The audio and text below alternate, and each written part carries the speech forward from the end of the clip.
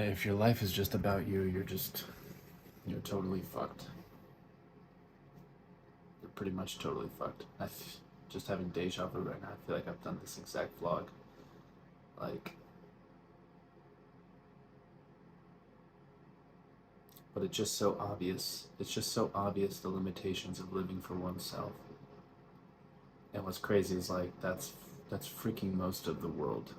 You know, maybe not most of the world actually, because there are a lot of parents and I don't know, people who are doing charities and like doctors. There are a lot of people out there who really do give a fuck about other people for sure.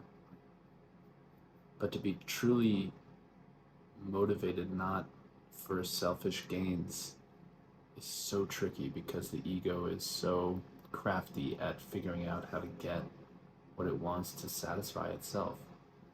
I am so mentally crafty, in the way to try and get my way at the same time of doing all the other stuff. It's still there.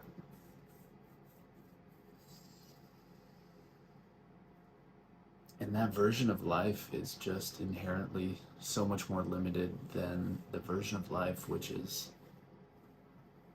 one that is characterized by a total abandon in a love relationship with God and Guru. Because in that relationship, there is the potential for an experience of the infinite divine. But it is so like far-fetched for the mind and ego to freaking go there that it's just poses that challenge. And really the people who do it are commendable, because it's not as easy as it freaking seems. That's why I've really stay on the fence about it for so long, because I can't lie to myself and say that I still don't want all these things for myself. Like, it's still a real thing. Like, so that fear is definitely there. The fear of, I don't know, for one, failing if I do go on that path. But also the fear of, I don't know, I guess the fear of living a life of dissatisfaction also. That's another fear.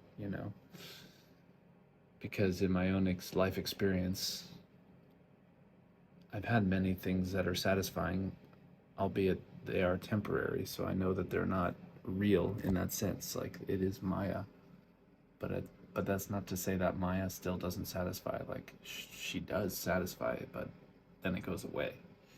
But the problem is that there are still those moments and times of satisfaction. This is the problem. And so then that attachment arises, and that's what I know, and I'm just still deluded is the reality of it. I'm not fully deluded, but I'm not fully free from delusion either, so hence the middle ground. Yeah. And I guess the only solution is to just take a dive into the unknown and just trust and just see what happens, because the middle way doesn't work. And it works for some time, but then what? And then the way of the world, we know logically doesn't work.